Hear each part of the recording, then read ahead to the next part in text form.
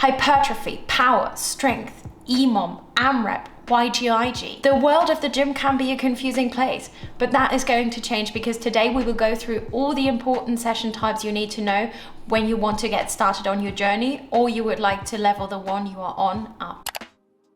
Welcome back to my channel, my friends. In my last video, we have talked about all the different running sessions that are commonly referred to online or in training programs. And because we were talking about hybrid training and running and endurance is only one part and the gym another very big part of hybrid routines, I thought today we will go through all the different sessions that are out there for a hybrid routine that you can consider. Because my goal is to enable people to structure their own routine and create a routine they really like and find the training that really fulfills them.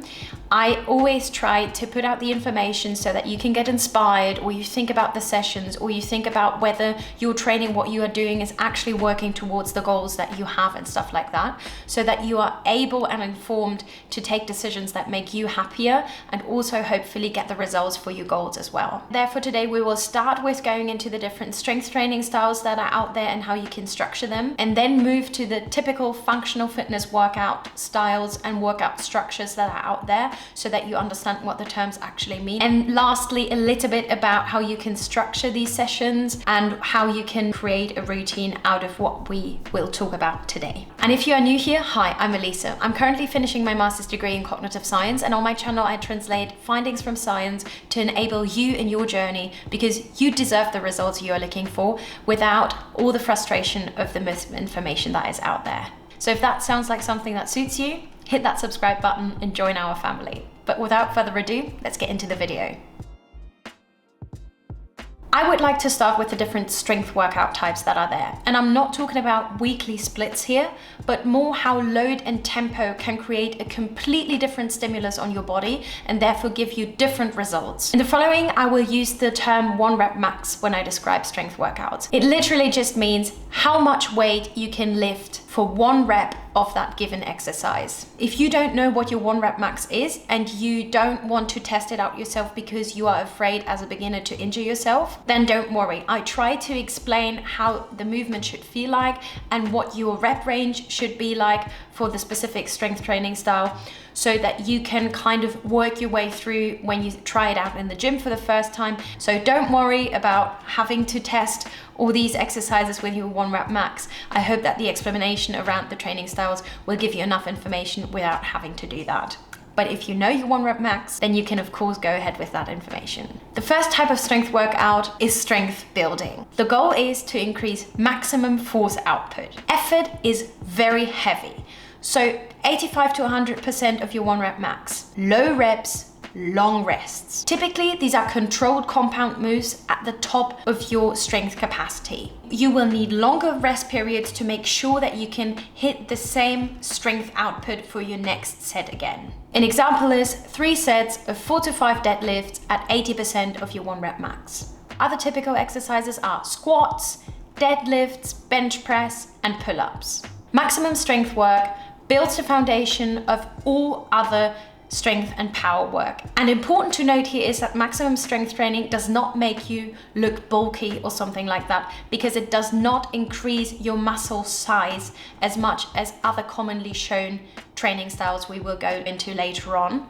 So to all the girls that are afraid that lifting will make them look masculine, which is questionable in itself, but if that is your fear, don't worry. Maximum strength training will not do that as much. Next up is hypertrophy. The goal is to build muscle size or increase muscle mass. Effort is moderate to heavy with controlled moves at 65 to 85% of your 1 rep max, and typically 6 to 12 reps, but according to some research, it can also go up to 30 reps per set. You finish within 1 to 2 reps of failure, which is more important than hitting an exact rep count. An example is 4 sets of 10 dumbbell bench press. Hypertrophy does not only build your body visibly from the outside, it also builds a bigger engine for both strength and endurance work. So whenever you want to shape your body visibly from the outside, so you want to change how your body looks from the outside, maybe you want broader shoulders,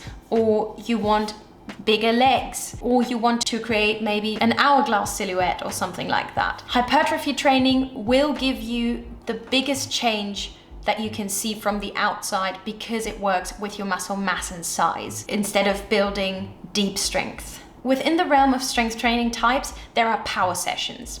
The goal is to generate force quickly. You're putting out maximum speed in each rep. These are explosive lifts at 30 to 70% of your 1 rep max for 3 to 20 reps, depending on the movement and load you are going for. An example is 3 sets of 6 power cleans at 60% of your 1 rep max. But it could also be 3 sets of 10 landmine thrusters. The goal is to produce maximum power and speed for each rep.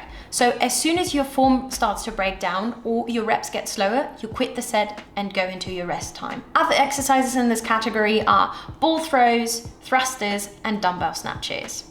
You will see these types of workouts in a lot of elite athletes' training plans as they help to perform across different disciplines. In the hybrid space, it directly transfers into sprinting, sled pushes, and explosive transitions. Also an athlete staple and very important for injury prevention are plyometrics. The goal is to maximize explosiveness using jumps and therefore training the stretch shortening cycle. Effort is body weight or lightly loaded, mid reps, full rest. Within your reps, it is important to keep the ground contact as short as possible, which makes you absorb and release energy very, very quickly, which then translates into other sports motions. An example is 3 sets of 10 box jumps. Other typical exercises are high knee sprints or pogo hop variations. Even though they might look silly, especially in a conventional gym, they are very important because they build reactive strength and running economy while strengthening tendons as they mimic the running motion elements. The sound is really not helping me here. Not really different to other strength building, but very often neglected, which is why I put it in its own category here, is your core.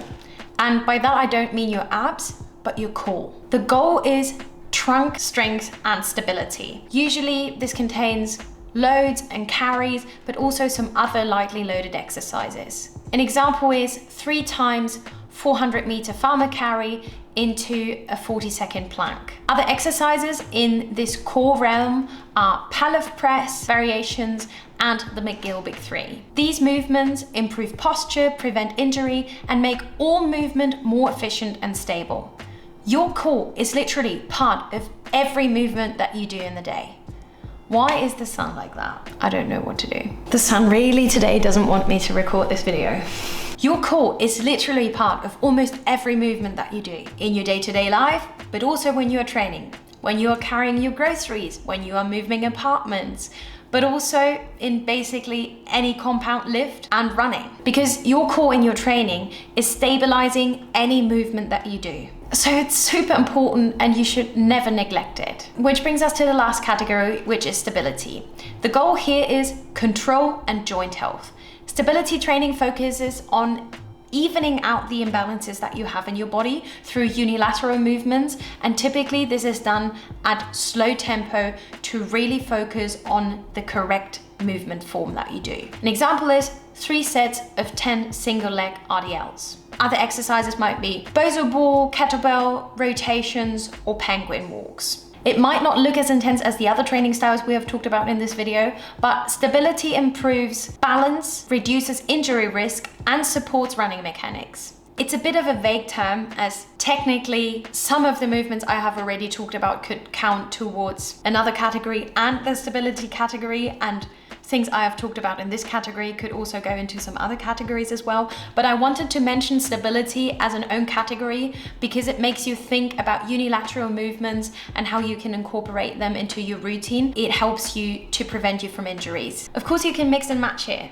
You don't have to necessarily stick to one type of training for the entire session. You just need to see how you want to structure your sessions and where you want to put which elements. So you need to think about what your priority of the session is and put these movement types and training styles first, and then you can add in some other training styles. So for example, I like to structure my training styles in a way that I start with the compound big lifts, of strength building, and then later on I can do some different movements that is also a bit more fast paced, unilateral movements, maybe some plyometrics and stuff like that. But I prioritize my strength building if I have strength building in that session planned first, and then add in the other things. And at the very end, I like to do something for my core because it is already a bit fatigued then from the compound lifts and the other lifts that I do. So I have the feeling that I can target it and feel it so much better when I then do the core exercises.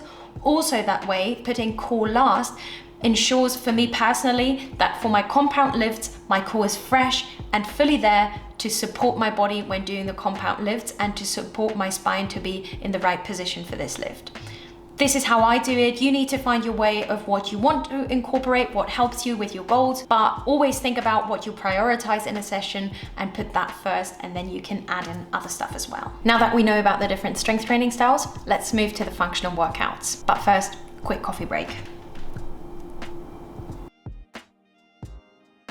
Apart from the different strength training styles and types we have talked about, in the hybrid space, there are a lot of different workout sessions and structures with very funny names.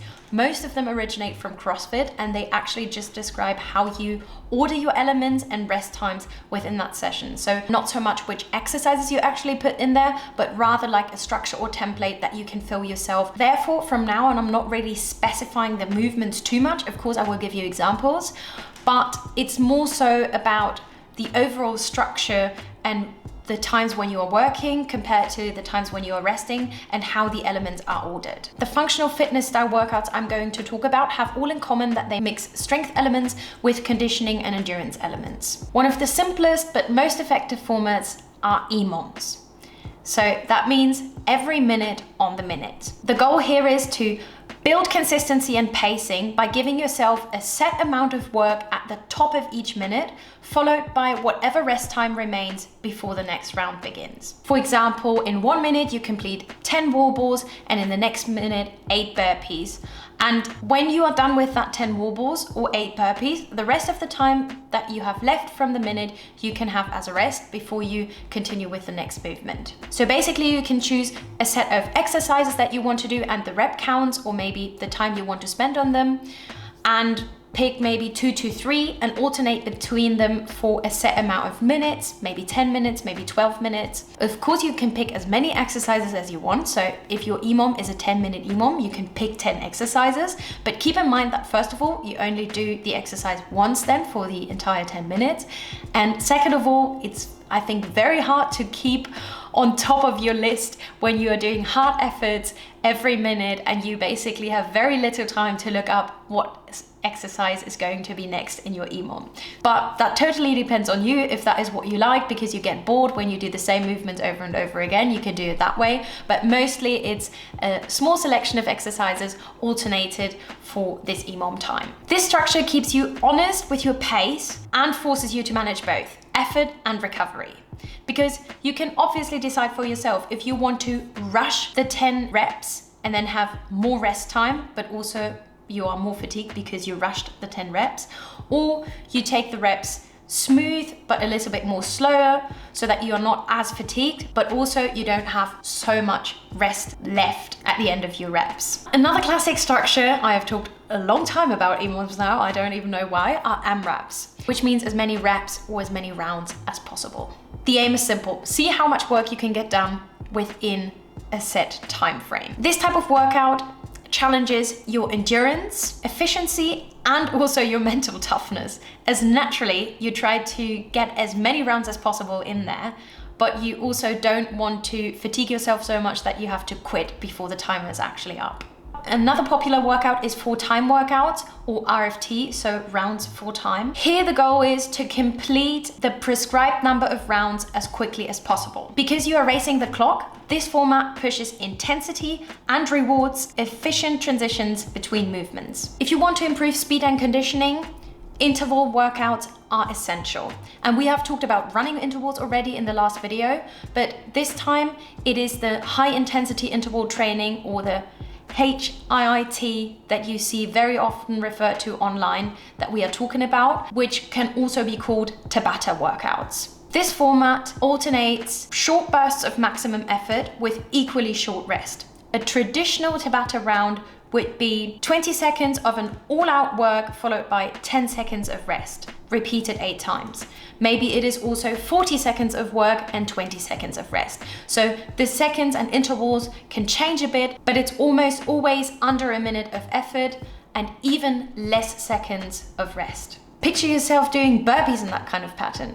You will quickly see how effective doing very, very hard efforts for a short period of time can be for your aerobic capacity. Ladder workouts, also sometimes called pyramid workouts because it's basically one way or the other, are designed to gradually increasing or decreasing reps each round. You might start with 1 squat, then 2, then 3, and it goes on until you have reached 10, and then you go back down again from there. This progressive structure challenges both strength and endurance, and the shifting reps will make it also mentally engaging because you need to keep track of where you are in the pyramid or ladder and what the next set will look like.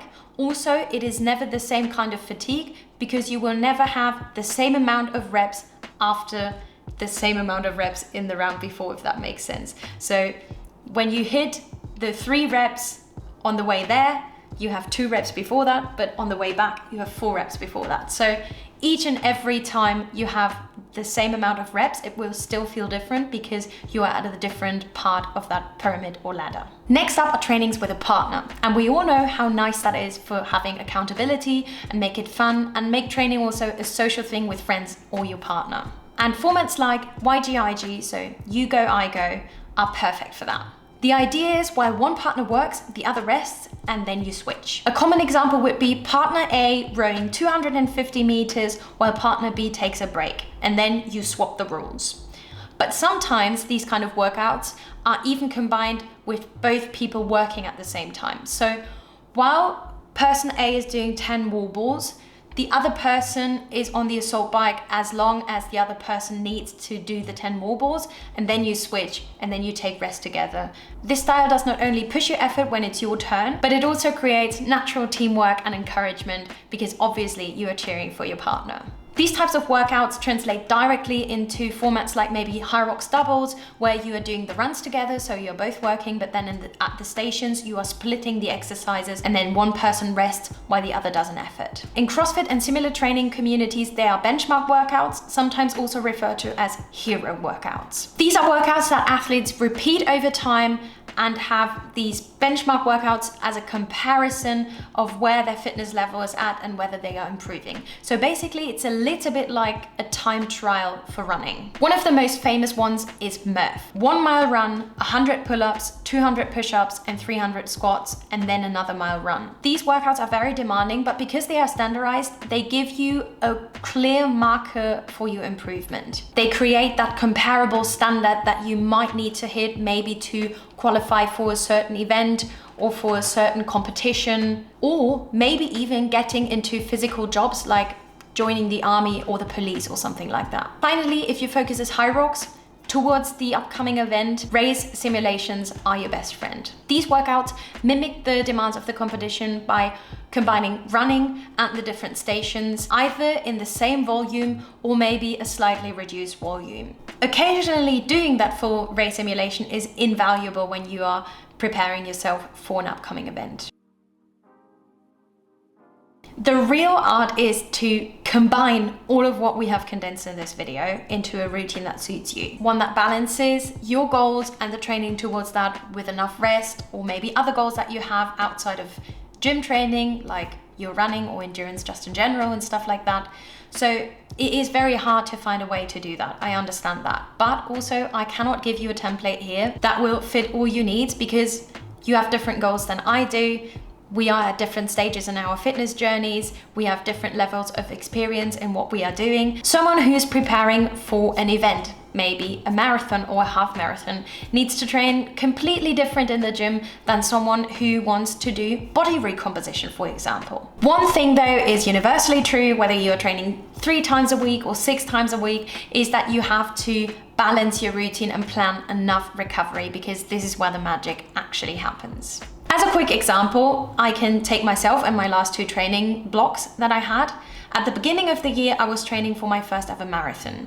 So my training then was focused on running. Most of my sessions were easy runs, but also faster runs, progression runs. A lot of running was incorporated. So the training in the gym was to focus on strengthening and stabilizing what I need for the running motion to stay injury-free through my marathon journey and to maintain my muscle as much as possible. So I was prioritizing what is needed for the running first. Everything else, like upper body, if I had time, I would put that in to maintain my muscle, but I would not prioritize it if I was short on time or when I was feeling fatigued. And in that time, I did not spend a single second thinking about Hyrox or EMOM or AMRAP workouts. And now in the second half of the year, I wanted to improve my endurance in a varied way by not only sticking to running and everything that goes into running, but combining endurance work, so running, cycling, but also some swimming with gym work. And of course, I'm training towards the events that I have picked that will help me guide my journey. So the Hyroxes and a half marathon. And so in the gym, I'm focusing on my Hyrox sessions, but also maintaining my muscle and strengthening the parts that I need for the endurance motions, especially the running motion, because this is also part of Hyrox. So you see, it's completely different to what I've been doing at the beginning of the year, because now my focus in the gym is a little bit more on the Hyrox stuff, and I spend a little bit more time on the gym, therefore reducing maybe some foundational runs and replace them with bike rides or something like that, which is not so taxing on my body. So it completely depends on what I'm focusing on at the moment.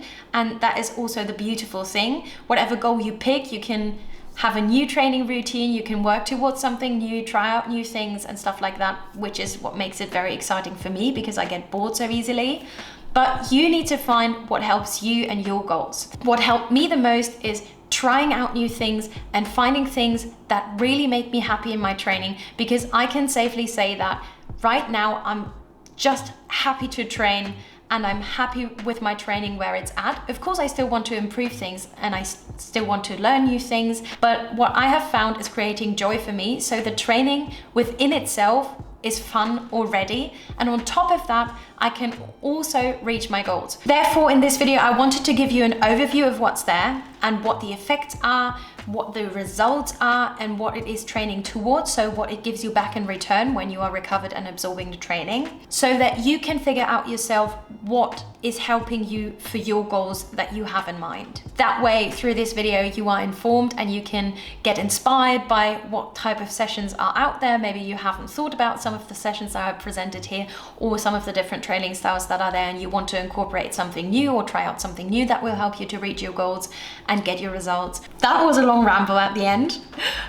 But now that you know what these kind of strength training sessions are, I hope that you can navigate through training programs that you maybe have an eye on, or when you watch week of workout videos, you know what people are doing. And if you want to recreate that or get inspired by that, you now know what the sessions are really about. So feel free to just try it out, and hopefully you will find something that really helps you. If you did enjoy it, please give it a thumbs up. It helps me out a lot. And comment if there are any unclear things or things that you were confused about and stuff like that. I'm more than happy to respond to your comments. If you're not done exploring session types, you can watch the last video that I did all about the different running session types that are out there and most commonly referred to online. And if you're interested in how you can mix strength and endurance, you can watch the video that I did about hybrid training.